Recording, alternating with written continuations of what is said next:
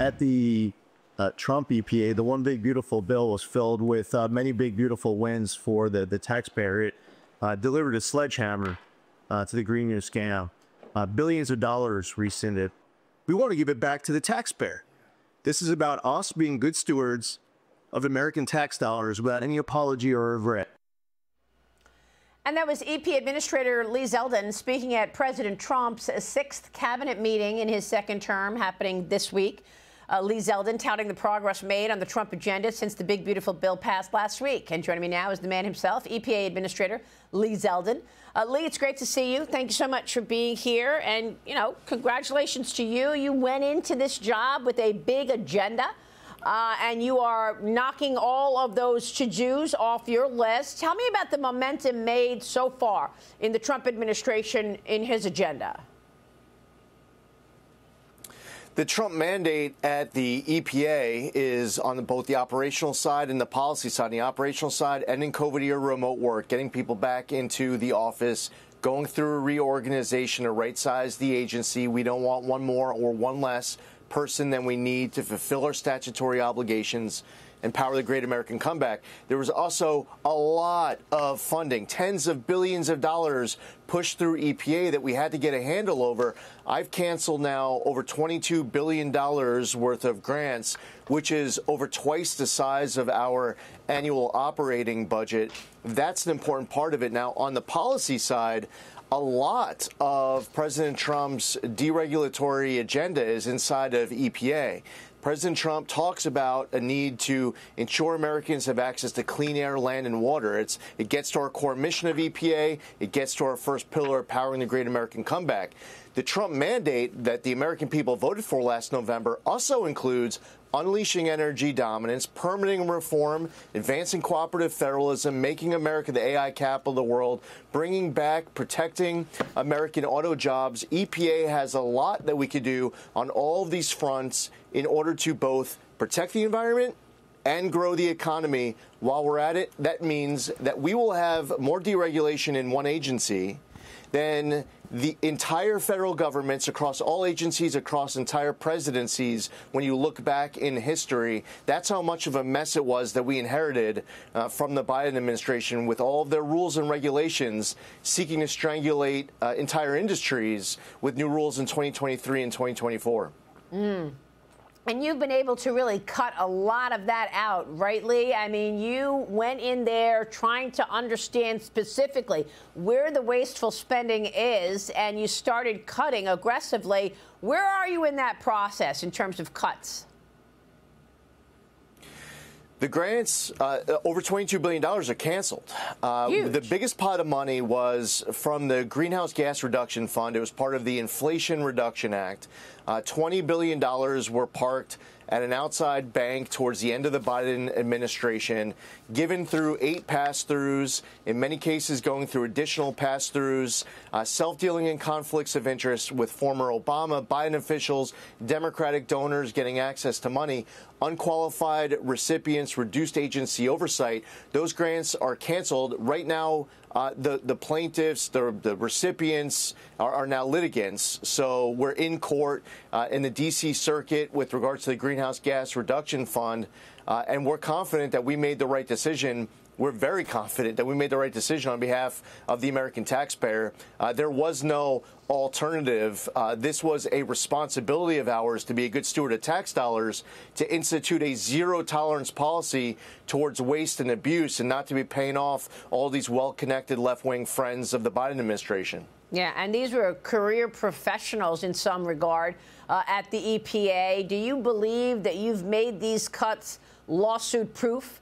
Can you give us your expectation on the timeline of being in court with all of this stuff, as, you know, the critics and the friends of the Biden administration try to stop you in this? Well, the Supreme Court made it clear that where there is a contract that the government is choosing, in this case, to terminate grants, if the recipient has a complaint, it's something that goes to the Court of Federal Claims to debate, to argue, to litigate a alleged breach of contract claim. The problem is that what the plaintiffs have been doing across this country with different cases is that they seek out activist judges at the district court level instead of going to the Court of Federal Claims, and they don't care what the Supreme Court has previously ruled in that Department of Education case. So we're confident that we made the right decision, that we should not allow waste and abuse. We should not be lighting billions of dollars on fire. What the Democrats did when they had one-party rule to allow billions of dollars to go out the door like this is something that I believe that the American public, the will of the American people, after they spoke last November, requires us to stop it. And that's something that we are fully prepared to litigate in any courtroom in America. Well, there's also such an egregious way about doing some of it because they were trying to send out all that money like weeks before President Trump's inauguration. Right? I mean, they were trying to get, whatever money they had left, they wanted to send it to all their, quote unquote philanthropies before President Trump got in there and put you to work and others to work to actually get rid of this stuff. Right? Yeah, they were amending account control agreements 1 week before Inauguration Day, January 13th of 2025. They were still amending the agreement for the purpose of reducing agency oversight. That's right. And in their own words, they were caught on camera, Biden EPA officials talking about how they were tossing gold bars off the Titanic. Yeah, that's the gold bars are tax dollars off the Titanic means they know they were wasting it. So the EPA releasing new resources, giving Americans total transparency on questions surrounding geoengineering and contrails, the line-shaped clouds seen coming out of airplane exhaust systems, Lee. What do you want to tell us about this? You say Americans are going to have access to all the information that you have. Correct. I want the public to know whatever EPA knows. I want the public to know whatever information I come in contact with. Yesterday, we put websites up at epa.gov/contrails and epa.gov/geoengineering. And all I care about is facts. And this is what happened when I started these meetings over the course of these last few months, sitting down with people, whether they're inside of our agency or it's meetings, conversations, gathering information at other agencies. I just want facts, truth. There are questions that are out there. What are the answers? No bias, just put out to the American public answers to their questions. And here's one of the problems over the course of years on so many different topics.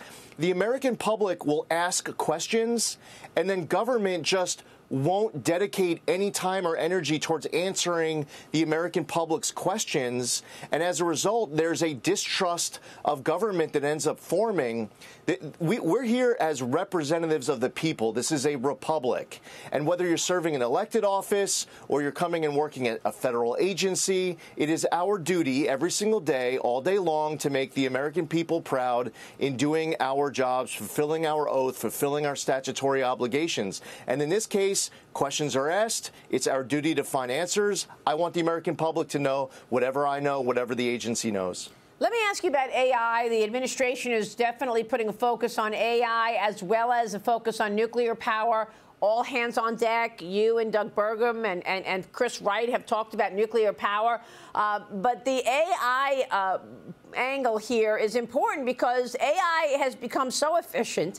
Managers and CEOs have told me that AI efficiency is, of course, going to cut out jobs. So what do we do to ensure that those people losing a job as a result of AI efficiency can find another job where you're actually prioritizing, like nuclear and like other opportunities within this government?